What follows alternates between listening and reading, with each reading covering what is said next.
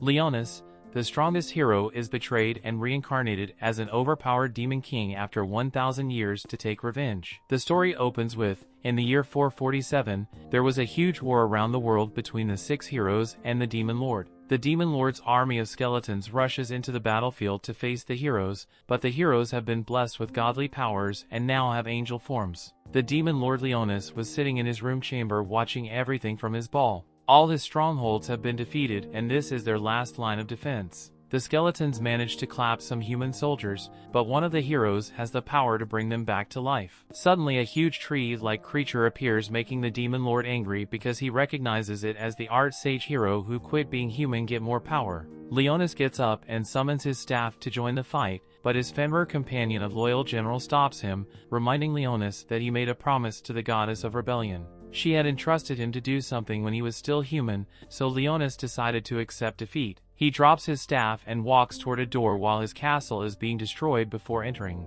He promised that he would rise again in 1,000 years and reclaim his throne, and so he sealed his own soul in the Grand Mausoleum. 1,000 years later, we then see 2 girls exploring the castle ruins of Leonis. Roselia and Regina are on a mission to scout the ruins because they have reports that some monsters called voids are building their nests there. They walk through a corridor and reach a huge door. Roselia recognizes it as the king's mausoleum where demon lord kings decide to rest, waiting for their final days. Regina tries to open it, but thinks they need to pick up something to blow it apart. Roselia then notices some writings on the door and uses her phone, which language it is. She realizes the door is alive and touches it. Suddenly the door activates and opens up. She picks up her gun and steps inside where she finds a huge crystal. She then realizes there's a person inside and decides to help him. We then see Leonis in a barren place. He sees Roselia, the god he once made a promise to. He says that he finally has found her, and she replies that it's been over 1,000 years since they met. Leonis explains he couldn't do anything against the god powers given to the heroes, so he decided to seal his soul to keep his promise to her. She replies that she's happy that he still remembers it, and walks away into the air. Leonis tries to stop her, but she simply says she hopes to meet him again. Meanwhile, Roselia is trying to shoot the crystal to rescue Leonis, who's the person inside. He complains about the noise and wonders if it's been 1,000 years already. He guesses the reincarnation ritual was successful. Leonis then notices Roselia trying to shoot the crystal. He realizes she's human and thinks she's trying to rob his grave, so he decides to show her the power of the reincarnated demon lord. He uses his magic to shatter the crystal and knock her down. He initially thinks she's a descendant of the High Elf tribe, but he's wrong. He then decides to finish her by trying to rob his grave, but he stops when she asks why a kid would be locked inside the crystal. He looks at his reflections and is shocked to see his new form. He thinks the reincarnation spell failed, but he doesn't understand why, because he used the spell to rebuild his body to a previous form he expected to be in his demon lord form, but he is now in his human form when he was still a hero. Yes, the demon lord is a former hero. The girl asks him why he was sealed inside the crystal and checks him out to make sure he's not hurt. She then suddenly hugs him, telling him that Big Sister is there to protect him. He initially gets annoyed but eventually ends up falling fainting. He later wakes up and she gives him some cookies. He thinks that his current body is bad because he fainted from something trivial like hunger, but luckily Roselia saved him. She then asks if he's fine introducing herself as a 15-year-old student from the Holy Swordsman Rearing Institute and asks for his name. Leonis introduces himself and thinks he can use her to get information about the current world. She repeats his name sometimes and calls it cute. He gets annoyed because his name once meant chaos and terror, but now a random girl calls it cute. He then realizes that his record as the Demon Lord was deleted from history. She asks for his age and he replies that he's 10. She then asks if he remembers the void monsters that had taken him away, but he's confused. She then explains that voids are enemies from another world and that she and her school colleagues are knights who wield swords to fight them off. Leonis is initially confused because 1,000 years ago the enemies of the world were people like him, Demon Lord and the Goddess of Rebellion. Roselia then explains she and Regina were investigating these ruins because they suspect it's a void base. He realizes that she found him by coincidence, but she said that the door was sealed until she touched it. He then asks her what year it is. She says they're in year 64, which confuses him. He suddenly hears a big explosion and Roselia receives a message from Regina stating she encountered large voids. Roselia immediately holds onto Leonis, stating she will protect him. An ogre void comes through the door and Roselia tries to shoot it down. He gets all annoyed they're destroying his grand mausoleum and decides to use his magic to stop it, just to trip and fall flat on his face. She tells him to back down and shoots the void, but it only tickles him. Suddenly, a laser beam destroys the void's arm and shoots its body down. It's Regina and her huge cannon. The void gets up and Regina changes her cannon form to shoot it in the chest. Despite being surprised to see Leonis, Regina simply tells Roselia to take away and escape while she holds the void down. The two run away and Leonis thinks nothing went according to his plan. His reincarnation spell failed and he reverted to his human form before he became a demon lord. His grand mausoleum is now infested by aliens who are destroying everything. He wants to deal with them, but he can't because the girls are there, and if he shows his power, he won't be able to use Roselia to get more information about the world. Roselia then says they're about to reach the surface, but a crystal suddenly collapses on the ground and turns into a wyvern void. This is nothing like the wyverns he's used to. Roselia tells Leonis to run away while she deals with the monster. Her gun then turns into a sword and she prepares to deal with it, but Leonis simply ignores it and starts casting his spell to destroy the monster. Roselia for some reason pushes Leonis away, telling him to run and gets sliced in the gut. She lays on the floor in a pool of her blood and Leonis wonders why she did it. She says her last words, telling him to run and escape with Regina, but Leonis gets closer to her. The wyvern gets closer and the second void appears. She apologizes for not protecting him and closes her eyes. Leonis holds her hand until her last breath, but thinks she's an idiot. They only kept her to gain more information, but she decided to sacrifice herself to protect him. In fact, he could have used his power to easily block the wyvern's weak attack. He wanted more information, but he didn't think she had value to him anymore. However, she reminded him of Rosalia when she protected him, revealing that when Leonis was the hero, he was betrayed by the people he tried to save. That's why he became the demon lord. More voids appear and try to attack him, but his magic barrier manages to block it all. He thinks it's annoying to have his human form because he regained his emotions. The voids continue to unleash attacks. All parried away. He then turns around and summons his staff. He tells the voids that he grew attached to Rosalia's courage and decides to punish the voids for disturbing his castle. He casts a level 8 gravity spell, smashing a void with the pressure. Another void tries to attack, but he simply blocks it with his barrier and modifies it to attack the spikes. The last void starts flying away to escape, but he simply jumps and casts another level 8 fire spell to ferry it down. However, there was something he didn't expect. The void's bones remained after using the spell, something that never happened even against dragons. He thinks it's because his current mono levels are a third of what they used to. He then notices Roselia is just barely alive. He normally wouldn't care about human lives because he's the demon lord, but he still acknowledges her because she tried to protect him. He cannot use holy spells to heal her, but he can use all spells related to death. So he decides to use his power to give her life. He uses a spell that restores all her lost blood into her body, healing her wounds. Meanwhile, Regina manages to finish off the ogre void and tries to contact Roselia, who is still unconscious. Leonis hears it and finds it impressive that humanity's technology managed to advance that much. Roselia then finally wakes up and immediately hugs him, relieved he's safe. She then checks her wounds and doesn't know how she's fully healed. She's confused because she's sure she died. Leonis then explains he used his holy magic to heal her back, but she doesn't know what magic is. He then realizes Roselia and Regina didn't use spells to fight the voids, but they used their weapons,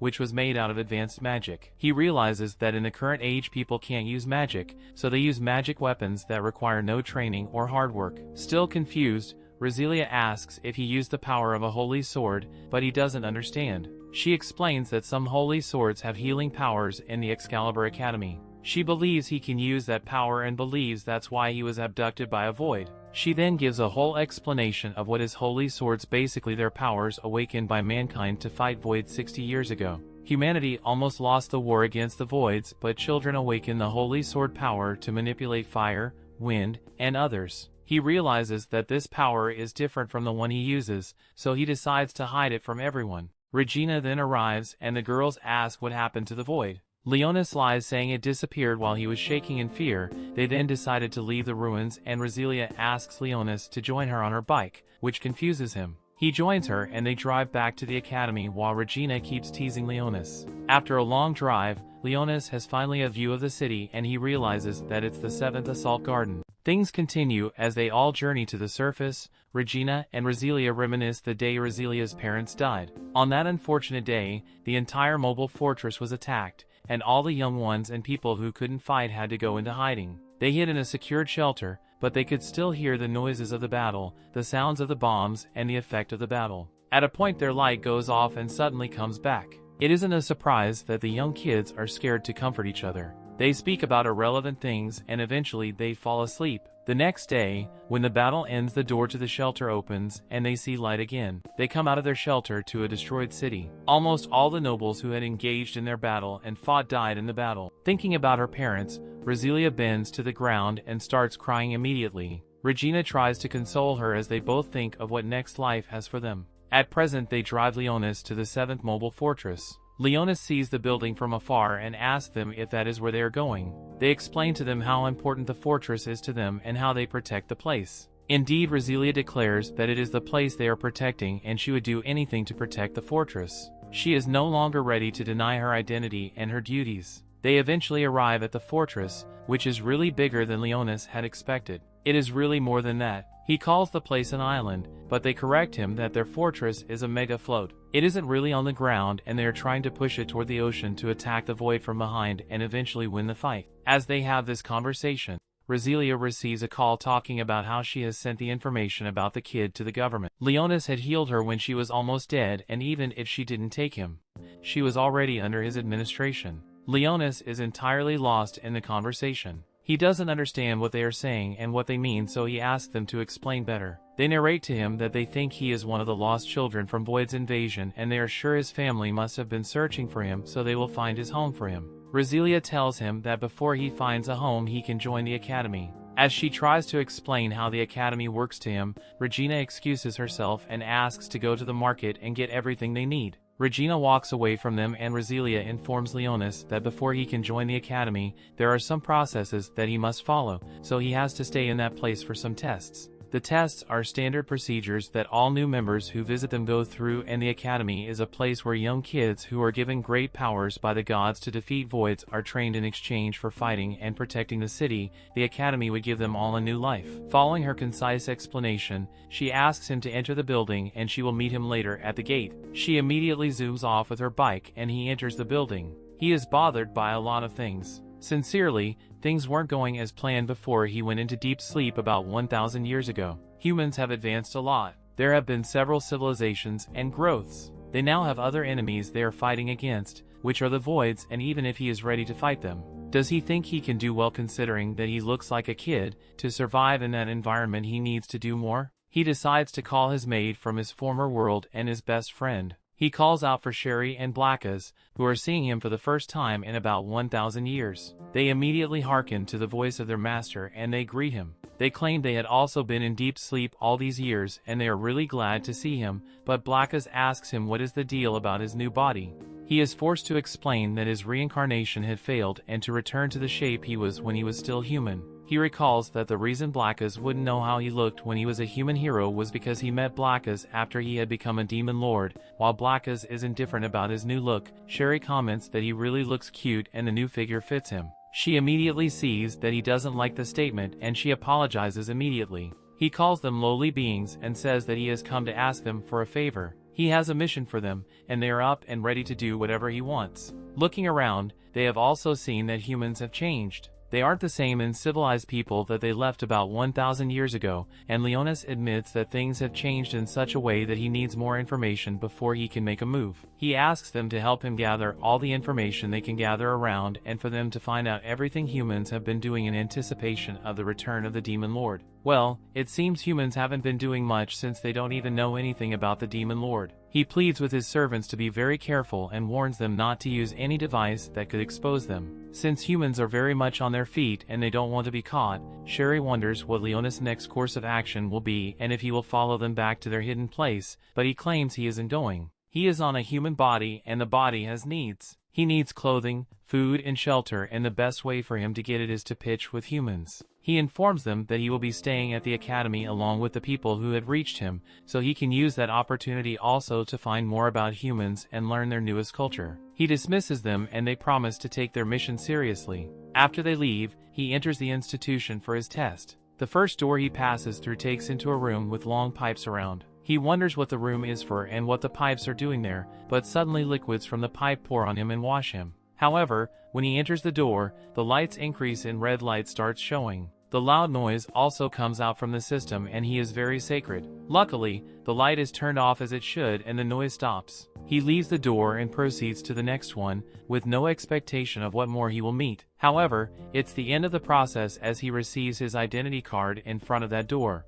He looks at the plastic card, but Roselia comes behind and takes it from him. She explains the card would serve as proof of his identity until he is accepted fully by the administration. However, she has to take a record of the card so she can have a concise record for her submission. She takes a picture of the card and returns it to him. As they return to her bike, she feels a little weak and she says that she needs to rest at home before returning to the administration for her training. She reveals to him that she hasn't awakened her power and she wants to keep fighting and training until she can awake her powers. He wonders what rationale that gods could use in sharing such power if someone is courageous, as Roselia hadn't awakened her power. Regardless, she offers to take him around the environment so he can at least see the Excalibur Academy before he follows her to her dormitory. They ride around the city and he sees the happy people around. He recalls that the city is meant to be fighting a war and he can explain why there are so many happy people everywhere. He asks her why the city looks so peaceful, and she explains to him that only the experienced warriors are taken to the battlefield. The mobile fortresses are secured, and they ensure that voids do not attack them, which is why everyone there is peaceful. She eventually reaches Excalibur Academy. The building is so huge and it is really big. She shows him the administration and tells him that Excalibur Academy is the central military body of the entire city and that is where all their direct commands come from. He doesn't give the kind of expression she is expecting. She expects him to be very shocked at how huge the building is, and she also tells him that everyone who sees the building for the first time is always very excited. However, what he is thinking about is much different. He wonders how to infiltrate a building like that without losing the battle. She takes him on a tour inside the building and shows him his class where he would receive all his lectures, the library with several books, the dance hall and even the bathhouse. While he could understand why they had a training room and a library, he didn't understand why a school would have a dance hall. Well, all work no play would make them tell students. She responds in the same way and acknowledges that there is a need for them to have fun. When they are tired, they start walking to the door. She shows him the girls' dormitories and he also notices that all the ladies who pass beside them give great comments about how he looks. This makes Roselia tell him he would be popular. Their fun trip soon turns sour when Roselia meets a senior she dislikes. The senior had always been flirting with her and on that day he asked her what she is doing with the child and asks if her weak platoon is now babysitting children. He reminds her that if she doesn't awaken her power soon she will be sent away from the school. So he advises that she join his platoon to become his play toy and secure her space in the school. She refuses his offer and tries to walk away but he gets triggered and drags her hair. This makes Leonis angry. He uses his power to terrify the guy and he bows to Leonis's feet. The senior refuses to give up, so he brings out his weapon but another senior step in to remind him the use of their regime isn't allowed in the school and he is also trespassing by visiting the female dorm. He walks away embarrassingly and Roselia appreciates the female senior. The lady proceeds to ask about Roselia's mission and apologizes for not following her. She takes Leonis's measurement for his uniform and Roselia feels weak again. Celia rests on the tree for a while and continues to tour later. They eventually get to Cell his dorm. The dorm looks much older than the other dorms Leonis has seen on his way. So she explains to him that the school is based on merit and you can only get great rooms if you are one of the most intelligent in the school. She stops by Regina's room but Regina is asleep and she takes Leonis to her room. She asks Leonis to have his bath. As he does that, she asks him if he would like to join her platoon. Her platoon is weak because she doesn't have power, but she needs to seal her stay in the school. She enters the bathroom to meet him naked and he is nervous. She feels she is just a big sister to him, so she even offers to help him wash his hair with shampoo. He reluctantly accepts and as she does so, she informs him that with his healing power, every platoon will be all over him. She claims she won't be angry if he doesn't join her, and she would like them to remain friends. However, he actually intends to join her. He fears that he would only be at the mercy of other people if she is faced with danger and asks her why she really wants to be in that school when she knows she doesn't have power. In her defense, she claims she wants to be able to protect herself. Suddenly, she faints. Leonis drags her closer and puts her mouth in his vein. He reveals to her that he has lied. He tells her he doesn't healing powers and only has dark powers. He tells her the real her has died in ruins.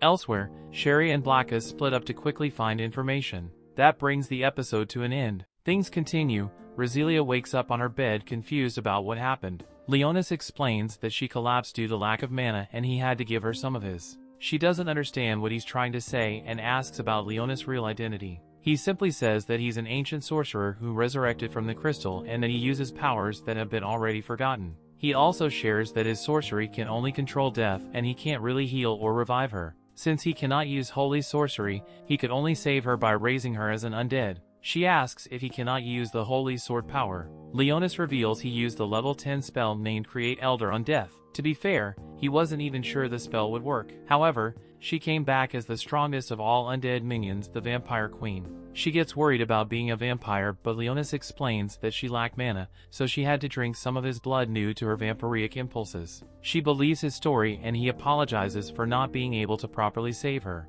She asks if she can share her story and Leonis agrees to listen. She tells him what happened 6 years ago, how she lost her city to avoid attack along with her parents. She says that her parents were both holy sword users who tried their best to protect the city. However, she feels sad because she had to be in a shelter with Regina. Since then she's been training to awaken the holy sword and fight voids. She then asks him if she can still manifest the holy sword, but he doesn't know about it. He simply tells her that she's now a lot stronger because of her vampire queen nature. She's still a bit worried, but the mood changes when Leonis' stomach makes some noise. She laughs it off and mentions that he has already spent more time in a girl's room when compared to eating. They head to the cafeteria where she asks if she can still eat normal food because she's now a vampire. Leonis replies she can because she's a high-ranking one. She will recover mana from eating, but it takes too much time, so it's not the most efficient way to regain her strength. She asks if he has decided what he wants to order. He asks for bread because he doesn't know most of the dishes. She tells him that he must have a balanced diet, but he dismisses it,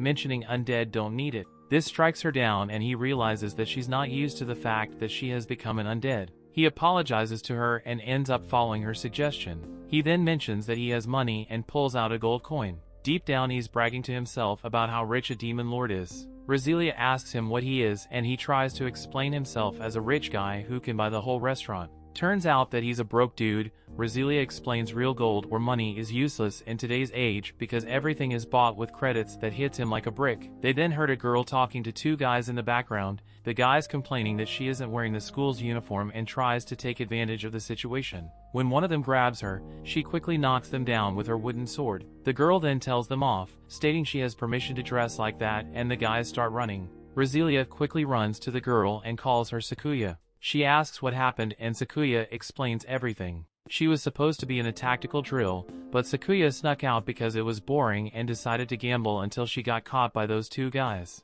She then focuses on Leonis, explaining that Elfine already mentioned him. Silly keeps her version stating he was abducted by voids and she saved him. Sakuya then introduces herself and shakes his hand. He quickly notices that she's someone who dedicated her whole life to the sword and wonders how much she has trained. Resilia then reveals Sakuya is her platoon's vanguard attacker and ends up paying for everyone's lunch. While eating, Leonis asks Sakuya why she's dressed like that. Sakuya explains that's the traditional clothing of her homeland and a memento of her sister. Her village was attacked and destroyed by voids and she was the only survivor, so now she's training to get stronger and get her revenge. Leonis apologizes for asking about such circumstances and Sakuya explains that usually people must wear the Academy's attire, but since it's a memento from her sister, she somehow got special permission to wear it. After the meal, Resilia and Leonis head to the training grounds to register his holy sword. There he meets Alto, the instructor in charge of his examination. She explains she will examine him to determine what type of holy sword he has. He then summons his demon lord staff and Alto questions his abilities. Leonis simply says he's a support who can do all sorts of stuff based on the situation. He then notices some robots around and asks about them. Resilia explains those robots are void simulators. In short, they can copy void combat patterns. Alt tells Leonis to fight it since it's set to the low level. He thinks a level 2 gravity spell should be enough to finish this quickly, but that ends up destroying all the robots. Resilia and Alto cannot believe it. Alto questions how he crushed the robot and asks if his holy sword is really a support type. She wants to know more about it, then everyone around starts looking at him. She then starts programming the void simulator to a higher level, but they are interrupted by the annoying Muzel. He wants to handle the examination. Leonis says he doesn't mind, but he also mocks Muzel by saying he's on the same level as the robots. The guy gets so enraged that he ends up calling his holy sword Harry Potter wand. His pet girls also call up air weapons, but Silly claims that 5-on-1 isn't fair, but Muzel simply claims that his holy sword has the ability to control others as his weapon. Yet Leonis arrogantly says he will just defeat the 5 nubs. Roselia decides to join and help him falling into Muzel's plan, because he will allow her to help Leonis under one condition. If she loses, she will join his platoon and become his toy. Leonis knows that Muzel simply wants to clap Roselia and decides to take advantage of it. He accepts the condition, but if Muzel loses, he must never bother Roselia again. As you know, the guy is so dumb that he ends up being overconfident and accepts. Leonis tells her that he won't allow anyone to touch his girl, and Roselia starts blushing. Roselia then asks Alto for a training sword, the holy sword replica made for training. After setting up their positions, they decided to start. Roselia quickly dashes forward and knocks one of the girls down. She then goes for Muzel, but another girl comes to block it. Leonis simply watches, thinking that her raw attributes improved since she became a vampire queen. One of the other girls smashes her weapon to the ground, forcing Roselia to parry the pebbles. Muzel, being the typical loser, tells one of his pets to deal with Leonis while Roselia is distracted. The girl rushes forward and attacks with lightning, but Leonis simply uses a low-level spell to block it with his shadow, and then he uses it to restrain the girl. Roselia then starts getting the advantage against the 2 girls she's fighting against. The third comes forward, but Roselia takes her down. Roselia then decides to deal with Muzel, but he simply uses his wand to stop her from moving. She's a bit confused about what's happening, but he explains this is his real power, the Holy Sword of Dominion. He knocks the sword out of her hands and explains all the dirty things he will do to her later, but first, he decides to deal with Leonis, who's a big corner. He's still restraining the first girl, but the other 3 got up and are surrounding him. For now, with Muzel, Leonis thinks he could use a level 2 spell and wipe them out in an instant, but he suddenly hears Roselia. She's talking to herself, mentioning how much she wants to protect him. She then begs her holy sword to appear. Her strong desire makes a bright light appear on her hands. The light then transforms into a holy sword. Regina, who is watching, could not believe her eyes. With her holy sword, Roselia manages to break free from the restraints. Muzel is clearly your loser who cannot believe what's happening. Giving Roselia the chance to rush forward, she destroys his wand in half, releasing all the girls in his control without any other option. He gives up like the little loser he is. Everyone starts cheering for Roselia, including Regina, who immediately hugs her. She's so happy that she managed to awaken her power, and Roselia can barely believe she managed to do it. Later, she thanks Leonis for helping her, but he dismisses it, explaining she did it because of her duty. She's a bit confused, but he simply replies that her duty is to protect her master. She doesn't understand what. She laughs it off and promises to protect him. She pats him and decides to ask him for a favor. She wants him to make her stronger and asks him to join her platoon. He quickly accepts the deal. They throw a welcoming party where Regina cooks a huge feast. But this party is also to celebrate Roselia's holy sword awakening. Elfine and Sakuya congratulate her, and they mention his performance during the examination. They quickly talk about whether Roselia already named her holy sword, but she dismisses it. Elfine and then tells Leonis to come to her room so she can analyze his skills, and that drives the real conversation to begin.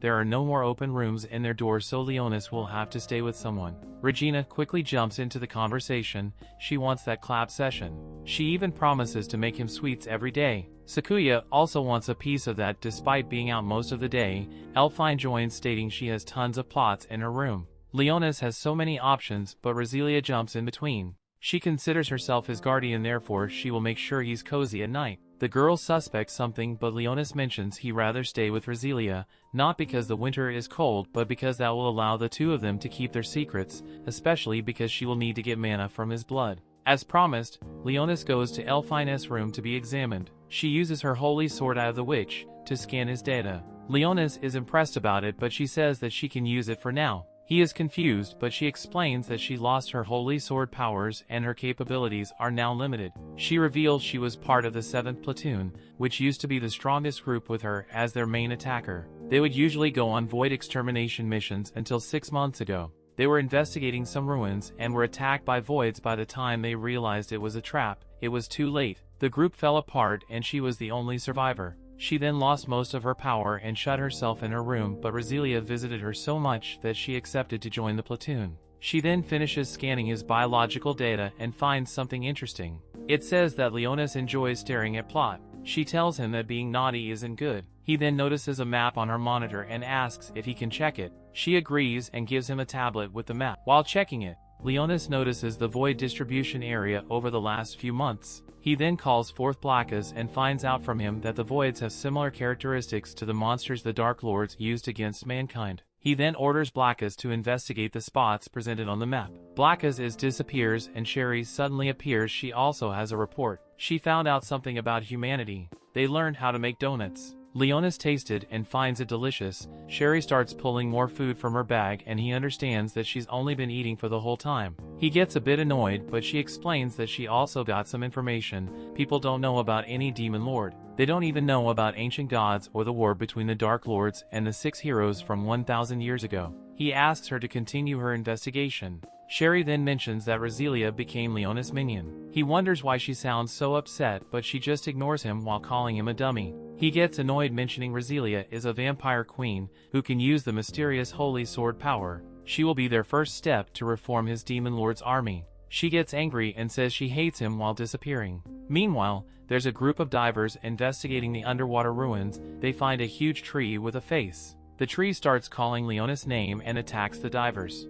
The story continues. We learn about Leonis' past as the hero. He was on a mission to defeat an evil monster being guided by a villager. The villager is pretty happy as they will be helped by Leonis, who is considered the greatest swordsman and the hero of the Holy Sword. The villager complimented Leonis' skills, who simply dismissed it, mentioning his job was to defeat the demon lord. The two arrived at the monster's location, but Leonis was confused because the spot was empty. He turned back to ask the villager where the monster was, however the villager had disappeared. Leonis then realizes this is a trap and tries to reach out for his weapon. However, some gravity magic was cast on him to restrain him. He sees 3 mages around him and then some soldiers also appear. The soldiers quickly grab some chains and restrain him in the air. The nobles of the kingdom didn't like Leonis' power or influence, so they decided to wipe him out. The soldiers quickly ran forward with their spears and stabbed Leonis in the chest. He tried to resist, but in the end he lost all his strength. The soldiers put him down, commented on how their job is done, and walked away. Minutes later, a girl appears before him. She knows he can still hear her and asks him how he feels after being betrayed by the people he saved. Leonis had negative thoughts, yet he couldn't resent humanity for betraying him. She asks what he thinks about this world, but Leonis didn't care about it because he was about to die. The girl then reveals that she wishes to rebel against the world. Leonis is confused, but she explains that she's Rosalia, the goddess of rebellion. She holds his hand, promising to revive him not as a hero but as the new Dark Lord who will save the world. Leonis wakes up from that dream, reminding himself that he must fulfill his promise of finding Rosalia in the current timeline. He then noticed something was wrong with his neck. He was bitten. He immediately gets into Rosalia's room and orders her to get up since his minion. She immediately gets up, confused about what he did. He shows her the master contract mark, explaining he can simply order her around and she cannot refuse his orders. She suddenly gets flustered and asks if he can also literally order her to do clap actions. Leonis explains that he won't order her to do those kinds of things. She rests assured, deciding to believe that Leonis will always be trustful. Leonis then changes the topic, asking if she sucked his blood while he was asleep. She gets shy, mentioning she sucked a little because she couldn't help herself in the middle of the night. Leonis replies that he doesn't mind about it because she's his minion, however she should first say something to him. She understands and apologizes to him. They're then interrupted when her phone starts ringing. Rosalia picks up Elfine's call and asks her the reason for the sudden call. Elfine then reports there is something strange. The 13th platoon should be investigating the seabed, but they haven't returned yet. They're known for being a skilled group, but there is no news yet. Elfine says she will continue investigating the case and will give her an update later. Rosalia then mentions Leonis' promise that he would train her, and he agrees to head to the training grounds. Meanwhile, the Excalibur's Academy staff is having a meeting. They're pretty worried about the 13th platoon and ask about their collected data. They find out there's a void colony in the seabed beneath the assault city. They think the voids will probably attack the city in a large group. They wonder if they couldn't get any signs before.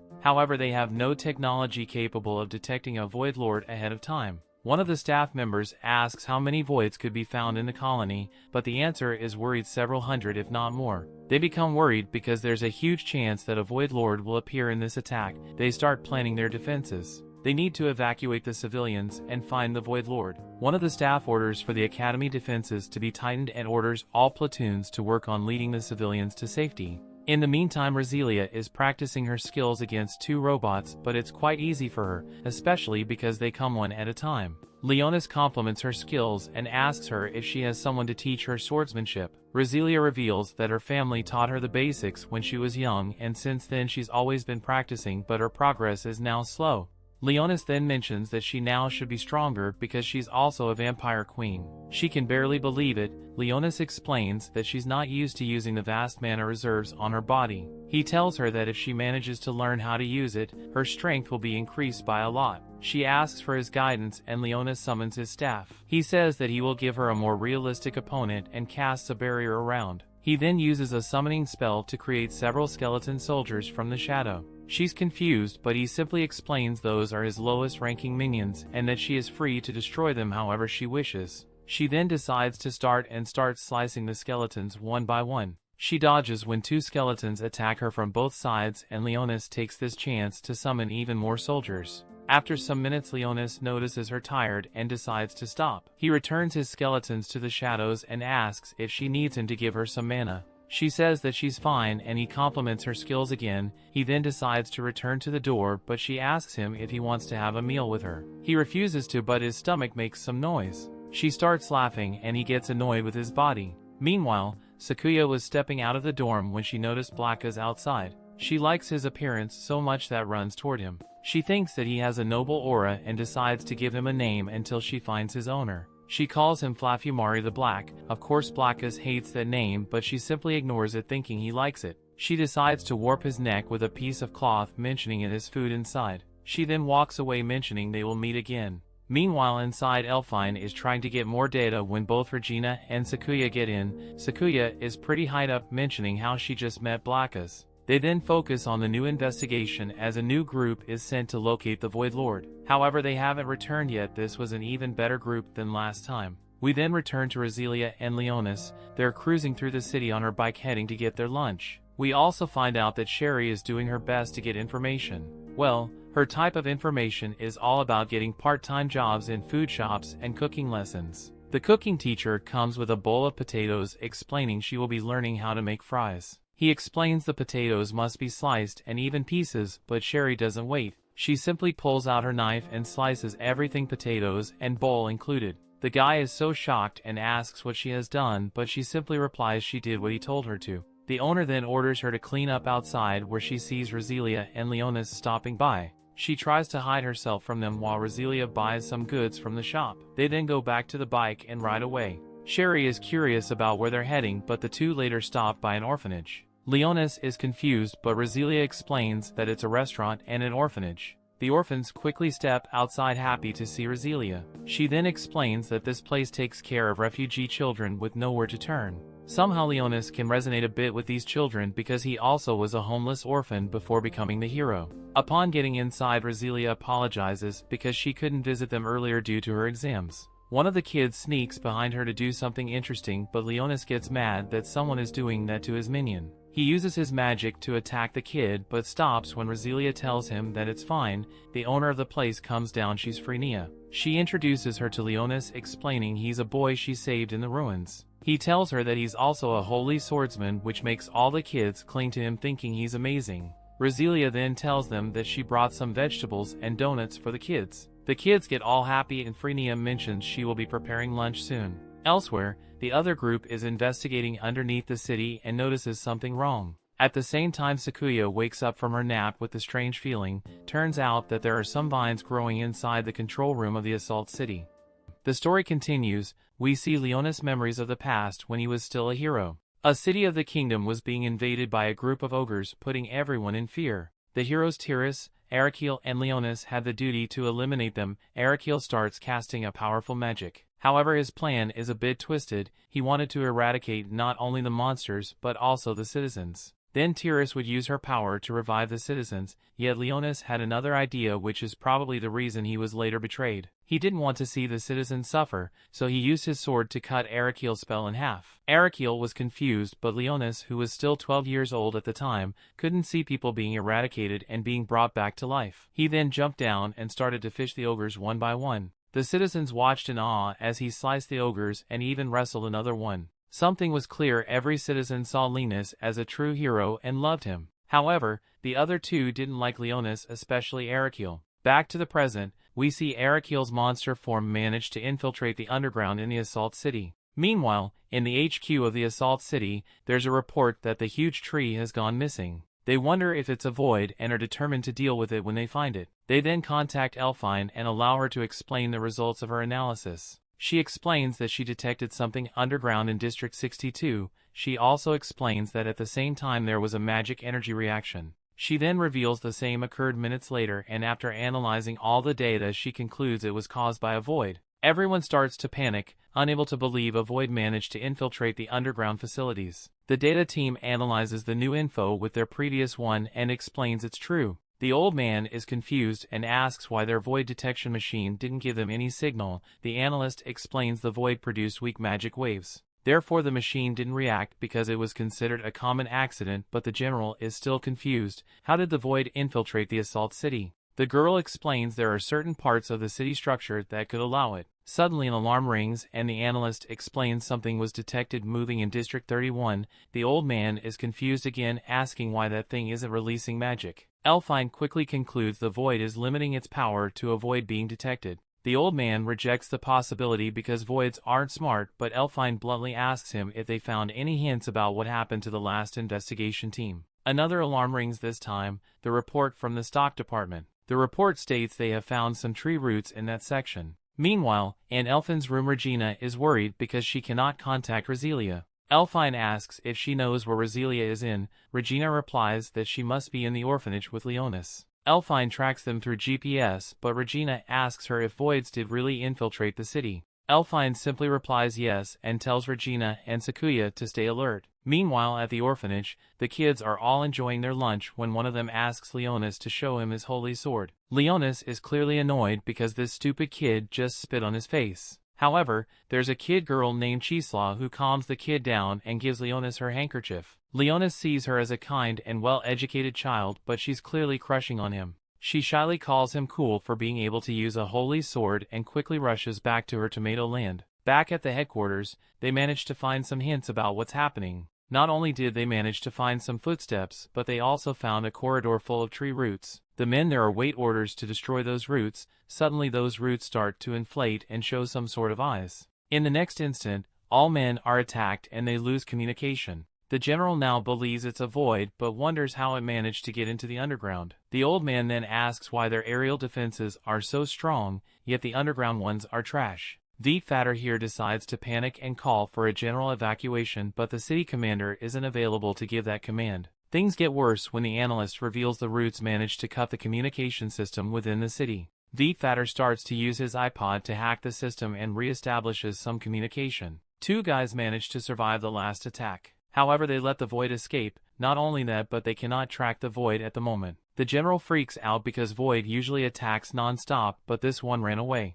The analysts quickly realize the void paved his way through the energy corridor, but don't know why. Elfine quickly realizes its goal is the magic energy core that sustains the city. She quickly explains that if it's a void lord, then it will use the magic energy core to create a huge stampede. Everyone freaks out, ordering to protect the magic core and activate all defensive systems. However, seconds later the tree roots breach the walls and try to reach the core. The defensive system starts shooting the roots down while the troops arrive. However, the defense system is taking some losses. They quickly decided to change their priority to not only defend the core, but they also order the citizens to be evacuated while everyone else prepares to face a stampede. Meanwhile, at the orphanage, this disgusting kid is still insisting on seeing Leonis' holy sword. Frenia tells the kids to stop because a holy sword isn't a toy, but Roselia asks him to show since she's as familiar. He accepts to entertain the kids, but in his own way. So he ends up summoning a mini skeleton and plays with it as if it were marionettes. However, the kids find it disgusting. Meanwhile, the soldiers are still trying to deal with the roots, but they stop once they reach the magic core. It quickly forces its way in and starts summoning voids. The city alarm quickly starts to ring, making Roselia and Leonis rush outside. They realize a stampede is striking their city. The city's defense system activates using the reserve energy, but it will take 3 days for them to get any external help. The generals wonder if they will survive, but one of them assures the students are ready. Elfine, Sakuya, and Regina help to evacuate the citizens, but the latter is still worried about Roselia. Elfine assures that Roselia should arrive there soon, as she should follow the normal procedures, but their focus for now is to deal with the voids in the area. The sky is filled with voids, but the defensive system's machine guns start to quickly deal with them. The girls then reach a rooftop where each of them starts summoning their holy swords and attacking. Meanwhile, Leonis is watching this from afar, thinking the void humanoids are quite strong. Roselia then starts to panic and returns inside, stating they must evacuate the kids.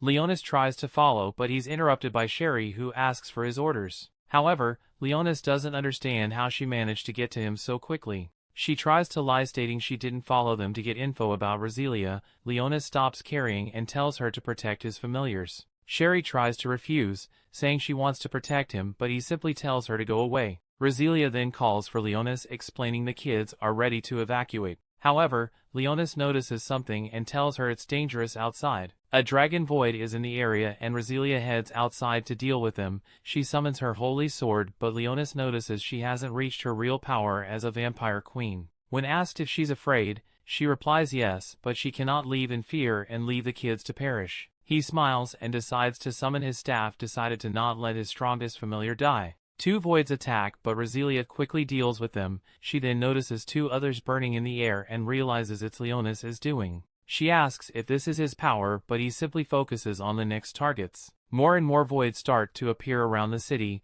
Sakuya notices some ogres and dashes in with her sword, making them barbecue means meat. Regina uses her huge cannon to shoot dragons down, while Elfine uses her stuff to scout the area. Suddenly they feel the ground shaking and they notice a huge void hydra. The city defense system cannot keep up with the several voids and their weapons are destroyed. Leonis then looks at the voids and realizes it's monsters from 1,000 years ago. Even the great dragons were corrupted and became voids. He quickly realizes that if they're as strong as they were back in time, he cannot use low-level spells. He tells Roselia to protect him while he casts a high-level spell. She quickly rushes ahead to deal with several voids, enabling Leonis to start casting his spell. However, he doesn't really know why he's doing this. He, the great demon lord, shouldn't care about the destruction of a human city. However, he cannot stay still when someone tries to challenge him and his family. A huge dragon appears in front of him and Leonis casts his level 10 spells. Several fireballs appear in the air and crash in the area. Roselia is scared because it's raining fireballs, but Leonis tells her to stay still. He manages to pin the dragon down, but it attacks Roselia with fire. She dodges it and Lena starts to blame his current body for his low level of power. Suddenly Blackas appears from the shadow and bites the dragon's neck. Leonis uses this chance to cast another level 10 gravity spell, smashing the dragon to the floor. Roselia cannot believe she saw Leonis defeat such a huge void, yet suddenly the floor starts shaking and collapsing. The three roots appear once again and they restrain Roselia. She's slowly pulled inside the hole. Leonis tries to help her, but some roots block his path. The roots then start taking some shape and call for his name. Leonis smiles and recognizes the roots as Arakiel, one of the former heroes. Things continues. Leonis mentions he didn't expect to meet Arakiel 1,000 years later. He summons his staff and casts his spell. Still, the tree dude doesn't fight him head-on and returns underground. Leonis realizes Roselia is still alive. The mark hasn't disappeared yet. Blackas comes out of the shadows to talk about Arakiel and how he's changed after his resurrection. Blackas notices the kids from the orphanage looking at Leonis. He wonders why they put themselves in danger and asks him if he has something to do with them. Leonis thinks they are afraid of his power. He approaches them, telling them to return to the shelter, but they thank him for protecting them. They beg him to rescue Roselia. Surprised they aren't afraid of him, he assures them he will rescue her. He erects a barrier and summons skeleton guards to protect them. Leonis walks back to Blackas, who picks up the sound of Roselia's communication device. Elfine and Regina are facing off the Hydra and want Roselia's backup, but Leonis tells them that Roselia has been kidnapped. He tells Elfine to get Roselia's location using her holy sword, but she tells him to wait for their help. Leonis tells her there is no time and gives her a view of the area where Roselia was kidnapped. Elfine manages to find her location and tells Leonis. Suddenly, Elfine is about to be attacked by the Hydra, but she is protected by Sherry. Leonis, while heading to Roselia's location, Blackas asks why he sent Sherry to help the humans. Leonis tries giving Blackas excuses, but Blackas isn't convinced. Leonis finally confesses to taking a slight liking to the human, and Blackas is pleased with his answer. Leonis uses his magic to break the door leading to the room where holding Resilia. They both burst into the room where they find the branch dude. Arakiel is holding Resilia hostage and Leonis tells him it's time to return his minion. Leonis launches his flame magic which burns the vines, but Arakiel regenerates quickly and asks Leonis how he's still alive. Leonis tells him he never perished, but he just sealed his soul 1,000 years ago. Arakiel tells him the world has changed since then. He claims the world needs to be rebuilt along with the empty star. Leonis asks him about the empty star. Arakiel tells him he has been chosen to be a bringer of good tidings. Several eyes open from Erika's branches, making Leonis realize that Arakiel defeated the priests of the Sacred Order. Leonis calls out to Resilia and she responds to him from behind the main branch of Arakiel. She is being restrained by strong vines. While Leonis is distracted, Arakiel tries to attack him, but Blackus warns him and he can dodge in time. They run around the room, dodging Arakiel's attacks. Leonis summons eyes to cut through the branches, but the monster regenerates too quickly. He tries to attack Leonis while he's off guard, but Blackus protects him. Blackus notices their magic is becoming weaker with each second, and Leonis tells it's because they're in Arakiel's domain. Arakiel casts a spell to increase the number of spells cast at once. He then creates multiple beams of light that ricochet around the room. Leonis gets hit by a beam and tries to combine his magic attack with Blackus. However, Arakiel creates a light barrier to protect himself. Blackus tells Leonis that Arakiel has unlimited power because he's absorbing it from the mana crystal. Leonis tells Blacklist it's time to take a little risk. Meanwhile, Resilia tries to break free from the branches restraining her, but it only injures her body. Despite the pain, she refuses to give up and won't let Leonis fight alone. She summons her holy sword and tries to cut the branches, but she can't make a movement. Outside, Arakiel keeps attacking Leonis with his light magic. Leonis and Blackus combine to cast a powerful spell. Still, Arakiel creates a light magic barrier to counter it. Resilia is still struggling against vines, increasing the injuries in her body. Her eyes turn red and some sorts of blades come out from her blood. The blades cut through the branches, allowing Leonis to find her precise location. He then throws her communication device covered in his blood, piercing her chest, and with that Resilia finally gets free from the vines. Awakening as a true vampire queen, she cuts through the branch in front of her and returns to Leonis' side. Blackus tells Leonis he needs time to recuperate and steps aside. Leonis reunites with Resilia and he praises her for mastering her vampire powers. She thanks him for supplying her with mana so she can join the fight. Arakiel heals his wounds and tells Leonis he will crush him to dust. Root Guy casts a huge light magic with his multiple spell chanting skill. Blackus realizes the tree wants to take the whole city by casting multiple level 10 spells, but Leonis won't allow it. He tells Resilia he's going to take Arakiel down and asks for her protection. Leonis tries to draw his demon sword and Blackus asks him if he remembers what that implies. Leonis remembers the instruction from Rosalia years ago. He can only draw out the demon sword under one specific condition, to protect his kingdom. With that in mind, Leonis draws the sword, declaring this land and people as his kingdom. He recites the sword's instruction and it acknowledges Leonis' decision.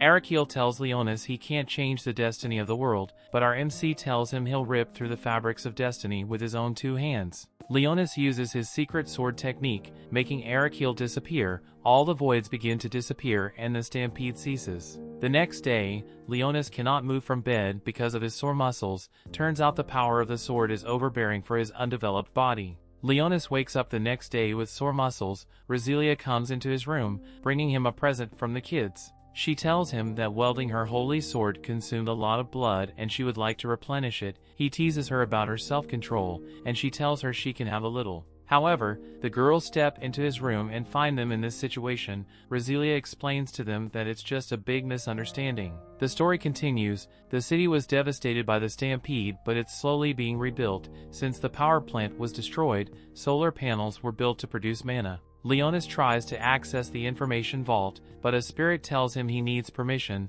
Leonis is surprised that Spirit still exists and claims to be a student at the academy. Regina closes his eyes from behind and plays a game of Guess Who, but Leonis guesses correctly. He pulls away, telling her they're in public. He asks her if she tailed him just to tease him, but she tells him she came to return something and bumped into him by accident. He tells her he came to do some research on an ancient language. He tells her he hopes the language will help him recover his memories as an excuse. She feels for him and assures him she will grant him access. She approaches the spirit and asks it to let them through. The spirit tells her she doesn't have permission, but she uses a trick to make it grant them access. Regina tells Leonis to keep her trick secret. Leonis finds out the spirit is man-made and asks Regina what happened to the original spirits. She tells him there are rumors that they lurk in force. She finds references for the ancient language in the vault and points Leonis at them, telling him he can only read the books in the vaults. They get a message from the administration inviting them to the commendation ceremony,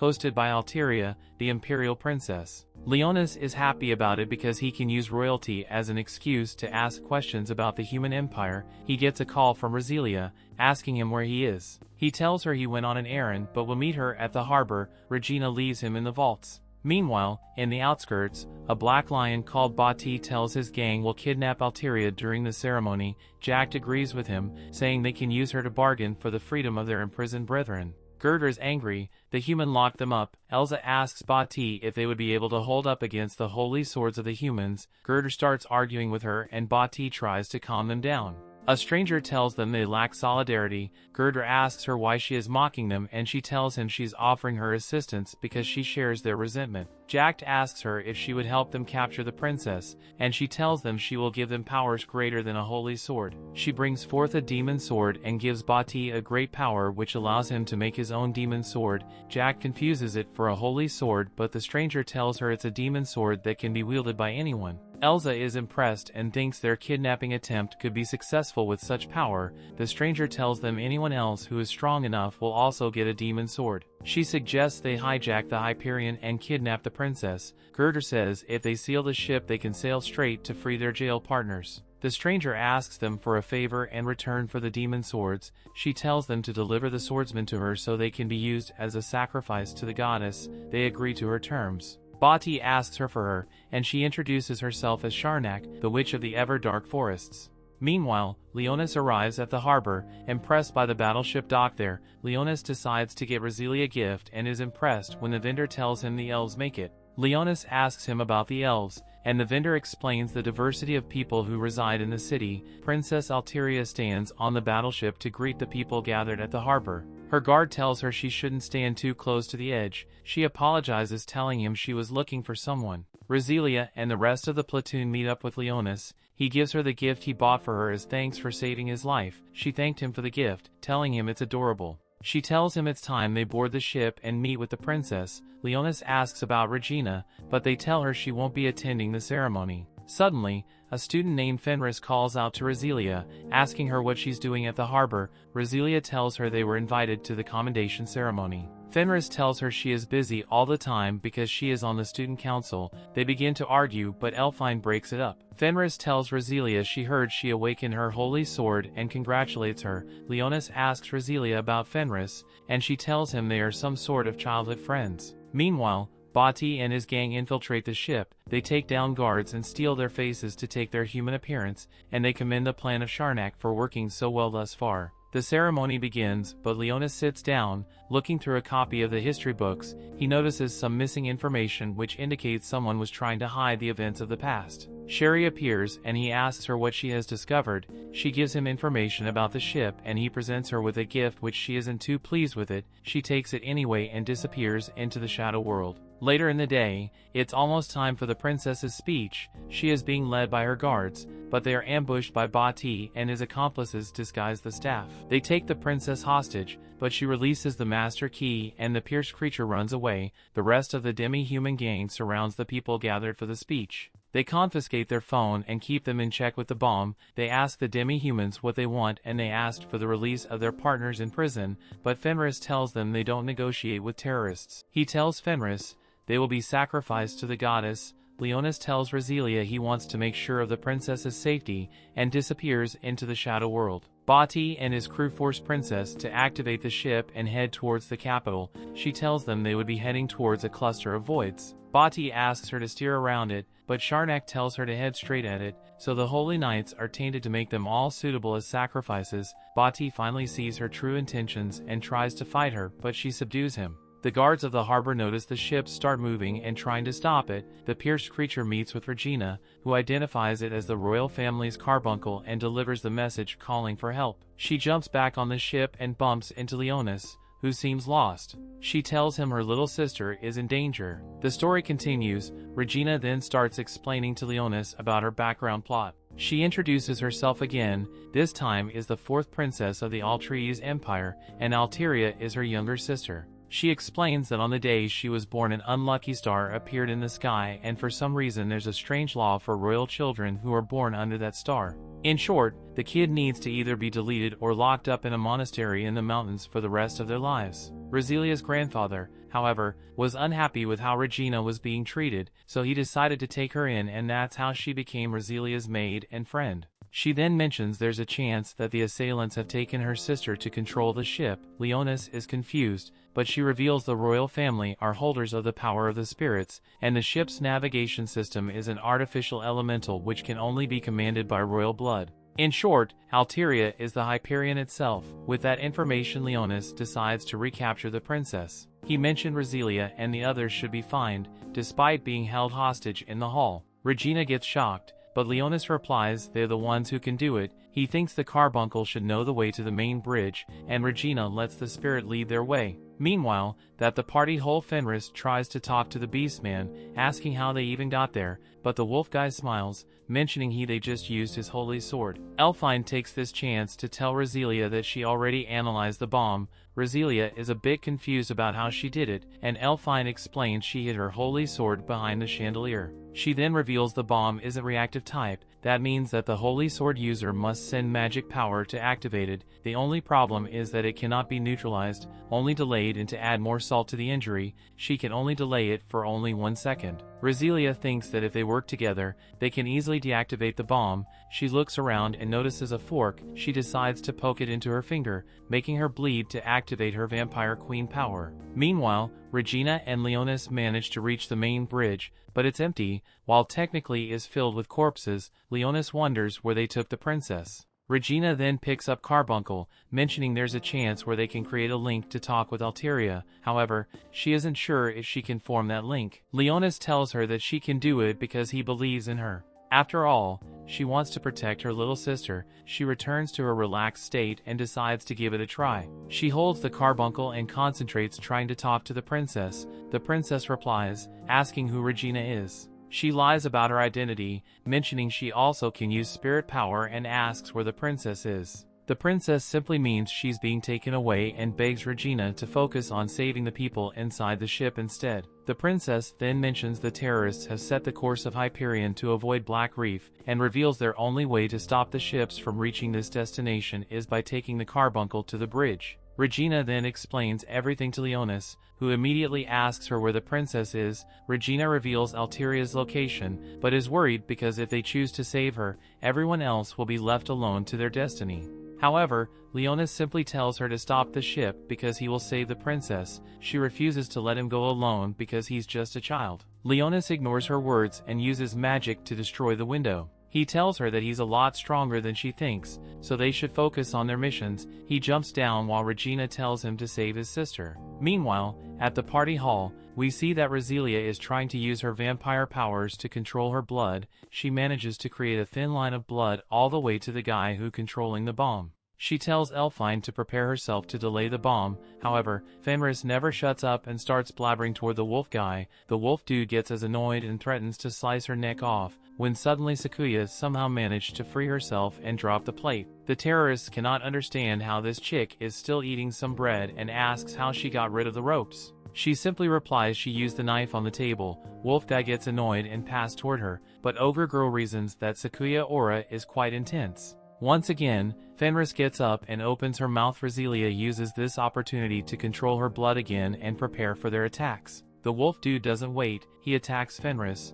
who somehow manages to dodge, pulls out some judo moves and restrains the guy on the floor. Wolf guy isn't happy about it and tells the other dude to blow the apple. Elfine uses her ball to delay the spell, enabling Rosilia to use her blood and destroy the guy's wand. Sakuya follows up by pinning Ogre Girl against the table, and Fenris summons her ice wolves to freeze the wolf dude. Rosilia takes this chance to summon her holy sword to attack the guy and finally destroy the apple. However, she has some complaints about how Fenris almost ruined their plan. Everyone quickly gets their devices, but there's no signal, and somehow the atmosphere feels weird. They're checked through the window and see how close they are to a void reef. Voids start boarding the ship and attack them. Everyone knows their tasks. Elfine and Roselia will help the guests get to safety while Fenris and Sakuya defeat the monsters. Roselia suddenly hears Leonis's voice, but she's confused because she doesn't see him. He explains that he's using the souvenir he gave her to create a telepathy channel with her. He then reveals that Regina is heading to the bridge,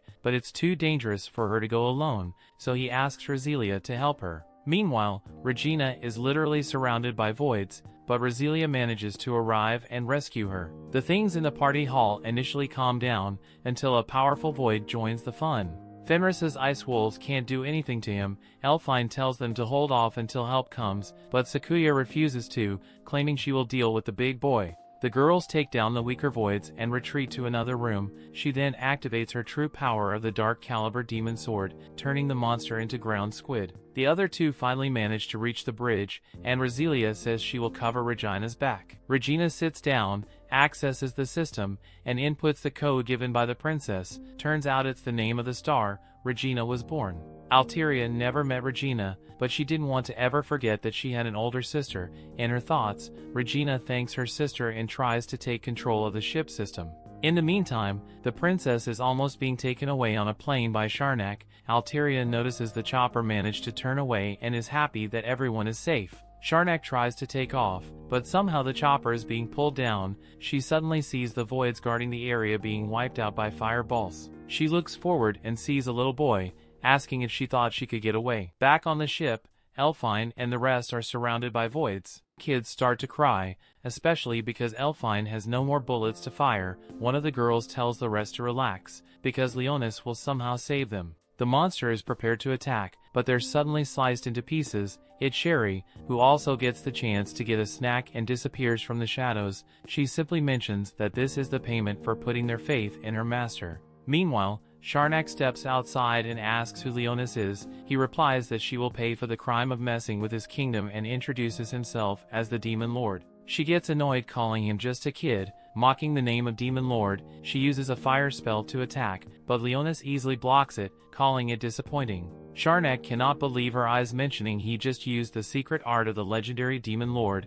Leonis confirms it and uses his shadows to restrain her. He questions her objective, to which she replies to create a demon sword. She then mentions gaining the favor of the goddess, making Leonis confused. He claims that gods perished 1,000 years ago and asks for its name, but swords come out of Sharnak's body just when she's about to reveal the goddess' name. Leonis is confused because that was the Sword of Annihilation. Sharnak's body suddenly turns into a big monster, able to summon more voids. He quickly remembers that the sword was given to him by the gods when he was a hero to kill demon lords. However, he believed that he destroyed the sword after becoming the Demon Lord. He attacks it with a void with fire, but the void absorbs the attack and step. The void then suddenly disappears and appears a second later on top of him. Leonis manages to dodge, but notices the smaller voids are trying to take the princess. He destroys them, but enables the huge void to attack him. However, Regina, who's controlling the ship, watches everything from the surveillance camera and activates the defense system.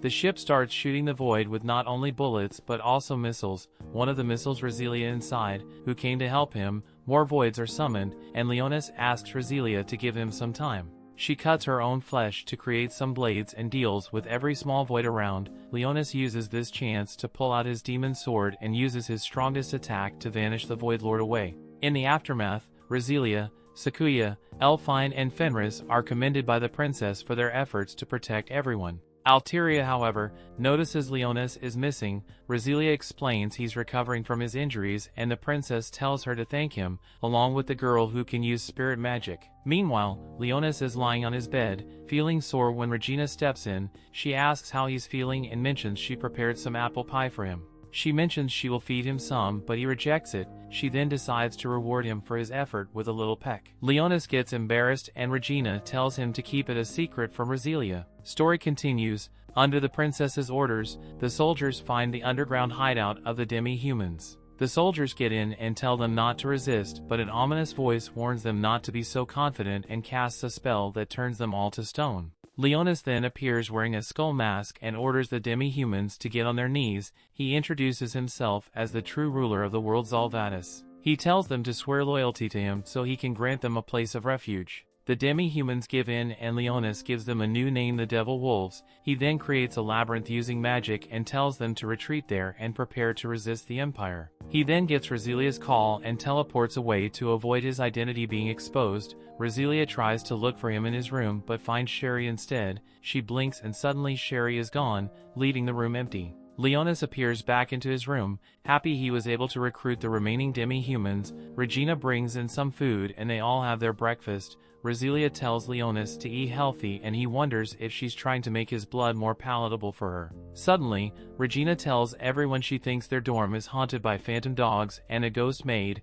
Rosilia tells Regina she saw the ghost maid. Leonis is convinced it's Sherry, but he tells Rosilia it was her imagination. Rosilia asks him where he went and he tells her he went for some solo training. Meanwhile, a guy picks up the demon sword left by Sharnak and offers it to the goddess. The sword disintegrates, making him wonder who brought Sharnak down. Rosilia's platoon is summoned for a mission. They are told that a city that vanished into the Void territories 6 years ago just appeared. This city, called the Third Assault Garden, is Rosilia and Regina's hometown. The city was heading towards them and it would reach their location in 7 days. The officer tells them distress signals were sent from the city and they wonder if there are survivors. Therefore, Rosilia's platoon is tasked with investigating the city. She tells them to check for survivors, investigate how the distress signal was sent, and shut down the city if possible. They leave for the location the next day. Leonis leaves Blackas behind to watch his kingdom and asks Sherry to accompany him. During the ride, Leonis sleeps off and dreams of when Rosalia told him in the past that she would disappear and be reincarnated 1,000 years into the future.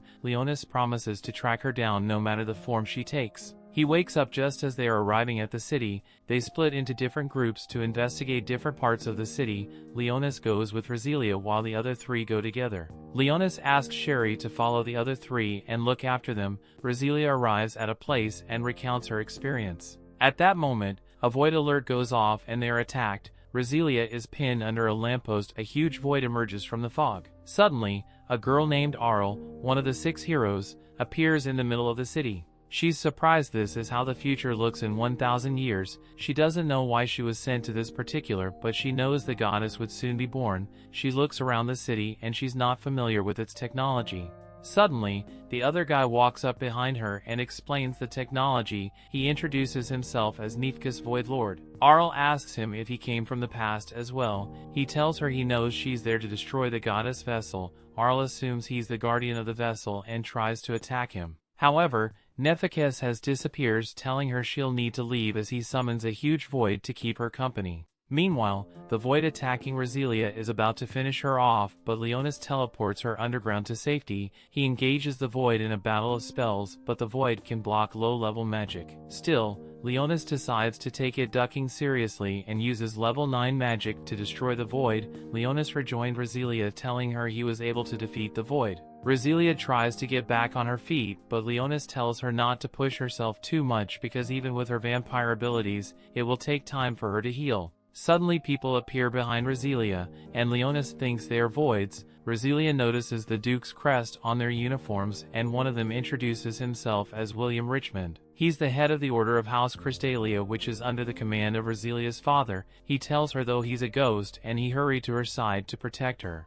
Leonis notes that he hasn't experienced the phenomenon of ghosts swelling in battle sites in the present day until then. William tells Rosilia she must have received their distress signal for her to come to the city. She is surprised they were the ones who sent out the distress signal, but William tells her the signal wasn't a call for help, but a warning. He tells her history may repeat itself if things are left unchecked because a new Void Lord appeared in the ruined city. He tells her the Void Lord is gathering power from the city's power plant, and Rosilia tells Leonis they need to hurry over there and find proof. Leonis tells her she needs to rest, but William offers to give her a ride to the castle in a ghost limo. Leonis tells her he doesn't trust ghosts to drive within the speed limit, so he summons skeleton horses which hold the car. Meanwhile, the other 3 girls bump into Arl. Regina thinks thinks she's a survivor and tries to check on her, but Sakuya pulls her back when she sees Arl's sword. Sakuya offers to take care of Arl, who mistakes the girls for Nefika's minions. They engage in a sword fight, but they are evenly matched. Sakuya almost gets a lethal strike with a swift move, but she doesn't want to hurt Arl, so she stops. She tells Arl she would have won if she was not wounded. Meanwhile, Roselia is feeling better, but she asks Leonis for some of his body juice. She jumps on him and starts trying him up when Elfine contacts her. Elfine asks her about the battle with the Void, and Roselia gives her the report. She also tells Elfine that a Void Lord might be hiding in the city and could be tampering with the power plant. Elfine tells her they are treating a survivor, and they decide to regroup at the Crystalia estate. Roselia asks for a little more body juice, but Leonis presents her with a dress that increases her strength with her vampire mana. He tells her to use it wisely because it will drain her mana rapidly. Roselia asks him why he suddenly gave her the dress, and he replied that he doesn't want her to get hurt. He then gives her skeleton chains as good luck charms. Back to the girls. Regina finishes treating Arl. Elfine asks her why she attacked them as soon as they met, and she tells her she mistook them as allies of the Void Lord. Elfine looks through the Third Garden's database, but she can't find Arl's name. She asks her where she came from, but Arl asks them what they are doing in the city. Elfine answers the question, making Arl realize that humans still have a place in the world after so much time. Elfine then repeats her question, but Arl simply answers she must complete her task of defeating the goddess. Arl tries to continue on her own since they are not her enemies, but they stop her from moving alone. Her stomach growls and Sakuya gives her some snacks. Sherry is watching over the group, wondering what Arl is doing 1,000 years in the future. Meanwhile, a Void meets Nefika's and reports that one Void was taken down. Nefika's wonders who took down his high-level Void and decides it's fine for him to act. Leonis and Roselia arrive at her home, and Roselia is flooded with memories of her past. They walk into the castle and Leonis sits on a comfortable chair which reminds him of his throne. Roselia goes upstairs and she is flooded with even more memories. She explores the castle grounds and she's eventually moved to tears. The ghosts reconstruct her father's room and she recalls her father reading her a story about the demon lord and the hero. Suddenly, Nefika's voice snaps her out of her memories. Nefika tells her he didn't expect to see a young lady there. Roselia asks him if he's a survivor, but he is annoyed she mistook him for a human. He starts casting fire magic and attacks her. Leonis hears the noise upstairs and runs to check on Roselia, who's knocked out. While knocked out, Roselia dreams of a past event when her father asks her to get to the shelter with Regina. Roselia tells him to come along with her, but he tells her he needs to go and fight to protect the people of the city. He tells her that's the duty that has been entrusted to their house. Roselia asks him if she can join him in the fight, but he tells her they can fight together once she awakens her holy sword. Her father reminds her of the story of the evil demon lord. He tells her that he believes that one day the evil demon lord will appear and help them defeat the voids. Roselia wakes up to find 3 undead standing in front of her. Nefika thinks that his level 3 magic can defeat a giant, but it's too much to deal with the human. The dust then clears out and he's shocked to see undead warriors. They tell Roselia they will protect her. Nefika apologizes for mistaking her as a mere human when she can invoke undead soldiers. He decides to test her defensive abilities, but Leonis comes out of nowhere and casts a fireball at him, knocking him down. Roselia asks him who the undead swordsmen are, and he tells her they were the key chains he gave her earlier. The undead warriors introduce themselves as the 3 heroes of Ragnas, while striking some Power Ranger poses. They tell Leonis to rest easy because they will protect Roselia. Nefika gets back to his feet, telling Leonis he would have been done for if he was a mere human. Leonis recognizes him and wonders what he is doing in the future. He launches a fire attack at Leonis, but he counters it with ice that restrains Nefika. Nefika asks him to identify himself, but Leonis tells him to answer his question first. Leonis asks him what he's after, but the ground suddenly rumbles. Nefika laughs and tells Leonis the vessel has played her role and the goddess has come back to life. He tells Leonis his services are no longer needed because the world will crumble to the might of the goddess. Leonis tries to stop him, but he vanishes away. Leonis wonders what Nefika is doing in the present, and if he awoke Rosalia. The symbol of the Sacred Order is cast into the sky, and the undead warriors tell them they need to evacuate the building. A huge creature appears and William tells Roselia to get to safety. Several void creatures move around as the hymn of the Sacred Order plays. Leonis recognizes the hymn and he identifies the creature as the remnant of Saint Tyrus, one of the 6 heroes. Roselia reports to the other 3 and they immediately swing into action, leaving Arl behind with some food. They launch a missile which releases a backup signal. The void creatures swarm around the city as the other 3 decide to meet Roselia. Roselia and the undead warriors keep fighting the voids, but any damage they regenerate any injury inflicted on them.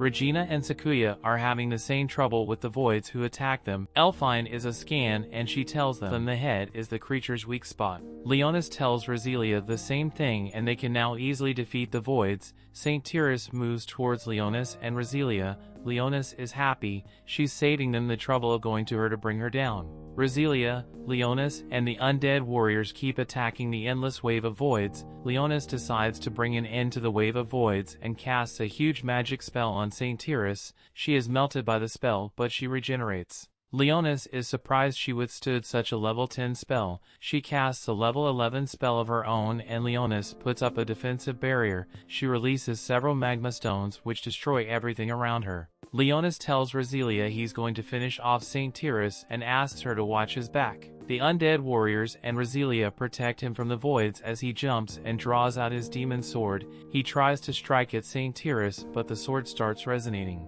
Suddenly, Roselia's voice comes out of Saint Tyrus asking if he wants to use the sword to kill her. Leonis doesn't understand what's going on as the voice tells him he can't use his sword to bring her down. Leonis strikes at Tyrus, but the strike is blocked and she casts a spell that shoots light arrows in every direction. Leonis is hit by a light arrow and he's knocked to the ground. Tyrus prepares to cast another spell, but Roselia summons the dress Leonis gave her leveling up to waifu material, and uses blood magic to immobilize Tyrus. The undead warriors protect Leonis from the void and Roselia picks him up. Leonis remembers promising to find Rosalia if she ever resurrects. He wakes up in Roselia's arms and tells her to run for her life. She hugs him and tells her to drink his body juice so she can run. Instead, she pours her mana into him. Leonis remembers Rosalia asking him to make a promise. She wants him to kill her if she comes back as something else in the future. Leonis refuses, but she urges him to remember and find her real body through the guidance of his demon sword. He's now convinced it was not a dream but a memory Rosalia sealed away until the right time. Roselia is still trying to use her blood to inject mana into Leonis's body, but he keeps remembering the moment when Rosalia asks him to kill her with the demon sword if she turns into something different in the future. She tells him that by doing it, he will be able to find her real self and the demon sword will lead him to his destiny. Leonis finally wakes up and realizes that Rosalia had put a seal on his memory to forget his promise to her. However, he refuses to give up and gets up to see Tyrus regenerating. He then promises that he will do anything to find the real Rosalia. He picks up the demon sword again and Roselia asks about his wounds. He explains that he's now fine because she saved him when she her mana to heal him. He's still confused because he doesn't understand if his memories returned at the right time, or if it's because Roselia returned all the blood that she drained him. He then turns to Roselia and she can rip part of her dress and give it to him. She complies and he uses it to fully heal his wounds. Tyrus then starts getting up and the two prepare to fight. However, they're stopped by William, who also wants to lend his strength. He asks if Leonis has a way to use his magic to put their souls to rest. They feel like they fulfilled their job as knights of Roselia's family. Roselia asks if he can do it and Leonis confirms he can. One of the knights explains that some knights' souls were turned into voids when Tyrus appeared 42 days ago. Leonis looks around and sees several soul orbs. He realizes that Tyrus turned into a void lord on the same day that his seal was broken, and she then used the souls of the knights by turning them into voids to attack the assault garden. William asks for their wish to be fulfilled and Leonis promises to give them a place for their souls to rest. He uses the demon sword to cast a spell that absorbs all the souls into an orb. The knights thank him for fulfilling their last request, but Leonis explains that he wants to ask for a favor. He wants the knights to help them. He then summons several skeleton knights from the ground and then merges the knights' ghost form with these new bodies. William realizes that he can now fulfill his job as a knight. Leonis then turns to Roselia and explains that he still hasn't recovered enough power to defeat Tyrus. That's why she and the knights must find a way to buy him sometime, especially since Tyrus will summon several other voids. Roselia tells him to leave it to her and raises her holy sword. She then uses her own blood to create several spears for the knights. Every skeleton knight starts getting hyped up to fight. Meanwhile, Elfine finishes making the preparations with her team to fight the Void Lord. They prepare to leave on their bikes, but Arl stops them. She asks them to take her as she wants to join the fight. Regina mentions that would be stupid because she's still injured. Suddenly a void comes toward Arl, but she deletes it with a simple swing. The girls are impressed, and she explains that she's the only strong enough to defeat the Void Lord. She then claims that her holy sword was born to destroy those monsters. Sakuya then comes forward stating that it would be easier to defeat the Void Lord with her power. She tells Elfine to allow her to join them, and if something goes wrong, Sakuya will find a way to protect the girls.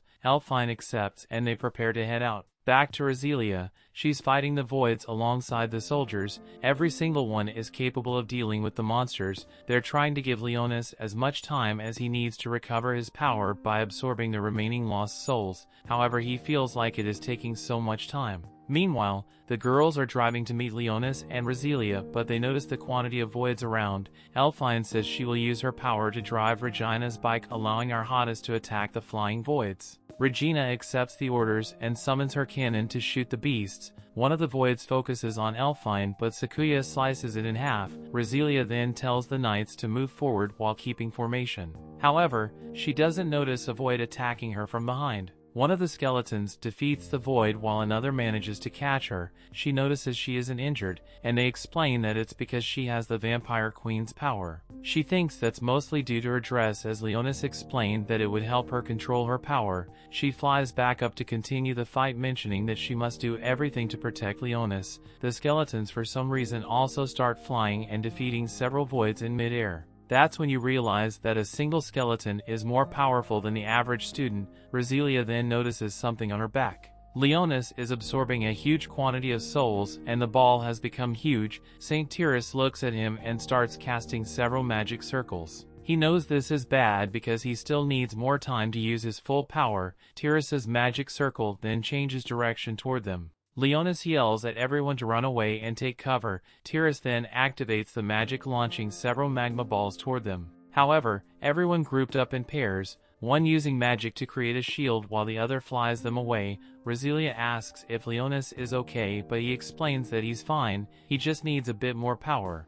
Meanwhile, Elfine and the girls watch everything from afar. She tries to contact Roselia. Regina wonders if everything is okay, but Elfine isn't sure. Suddenly, a huge void appears behind them. Regina tries to shoot it down, but it deals no damage. The void activates some power, creating 4 laser beams. But suddenly a whip catches its arm and thrusts it into a building, destroying it. Turns it, it's Sherry who simply puts it as she completed her task as the Demon Lord's maid. Back to the battle, the skeletons are doing their best to defeat as many voids as possible while Leonis is finishing absorbing enough power. He creates a huge ball. However, Tyrus creates another spell with several magic circles. Leonis then slowly starts transferring the souls into his demon sword, but for some reason, Tyrus forgets about her magic circles and decides to pick up a building instead. Since Leonis cannot move, Roselia combines her Vampire Queen powers with her holy sword to slice it in half. Leonis then remembers Roselia's words and realizes the truth. She asked him to kill the future fake version of her and find the real goddess. He finishes charging the sword with the power of the souls and activates his power. However, Tyrus activates the divine shield.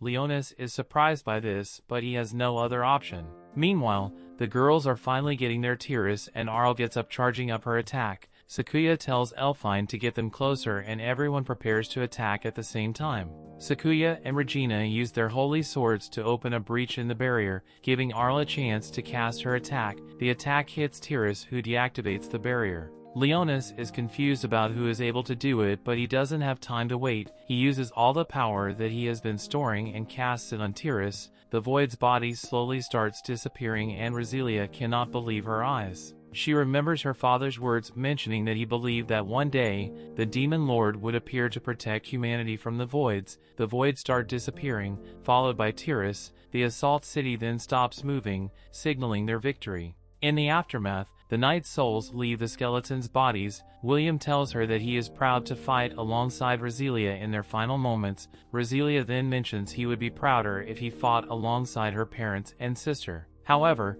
before disappearing, William mentions that she's the last survivor of the family and should make them all proud. The girls arrive and Roselia runs towards Regina's arms. The group is happy to see everyone is safe, and Sakuya explains that Arl helped them destroy the divine barrier. Some choppers arrive and Fenris is happy that Roselia and the rest are safe. They quickly step inside and Leonis is now sure that Arl is the one who destroyed it. However, he doesn't understand how a hero from 1,000 years ago is still alive. Roselia asks why he looks so worried, but he replies that he's fine. He notices a book in her hands. She explains she found it in her father's study, so she decided to bring it as a memento. However, she cannot understand the language. She mentions that her father could read it, and the book talks about the Demon Lord. Leonis is surprised, and she explains the legend of the Demon Lord, mentioning that he was once a hero. Leonis's reaction almost gives him off, and she asks why he's active like that. However, he manages to brush it off. After returning,